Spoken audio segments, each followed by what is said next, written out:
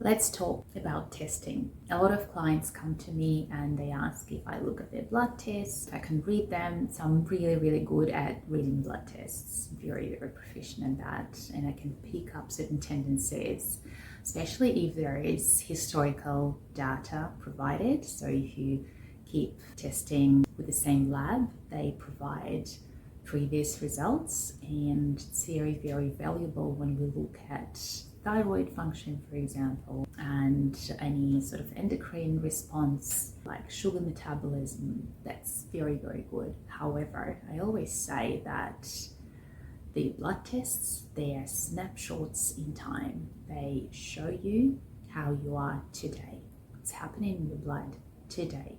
So if we want to see what's your endocrine system's doing, then we need to look at consistent, fortnightly testing for a few months to see the trend, whether the thyroid is slowing down, correcting itself, what's happening. And that's why I like the hair tissue mineral analysis test, because that test shows us the trend in just one go. It's not invasive, and you can see the working outs, the inner workings of your body, the endocrine system, the thyroid, the adrenals, by looking at the mineral ratios, because we're composed of minerals, right?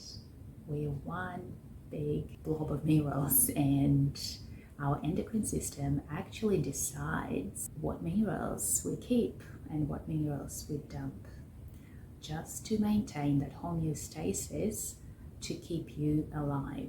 And I like that test because it shows us not only the deficiencies and excesses, because oftentimes if a person had done that test in the past and they came back with their test results from a couple of years ago, sometimes I saw people like that, and said, well, I was deficient in this and this, and I took that, so I corrected that deficiency. The thing is that when you have a deficiency in certain minerals, it doesn't mean that you need to take that. Oftentimes it means that you need to look at what minerals antagonize that deficiency, that mineral that is deficient. And it can be something critical like calcium, and we need calcium to fall asleep, to be able to sleep, right? And we need magnesium to be able to stay asleep. And not necessarily you need to take those. We often look at what caused that deficiency, and maybe it's low copper, and you need that to retain calcium. You need to look at your diet, why the calcium is low, your digestion, why you're not absorbing things. So it's not as simple as just take the mineral that's deficient in your HTMA test. Not at all. It's the complexity, and it's also prioritizing. Looking at the person holistically, what's going on?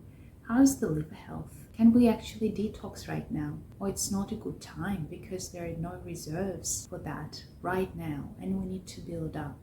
We need to build up and reach a level where we can detox toxic minerals, for example, if they show up in the test. So this is kind of how we approach and how I look at the HTMA test results, and I find that is such a valuable tool, and it saves time and money long term for my clients.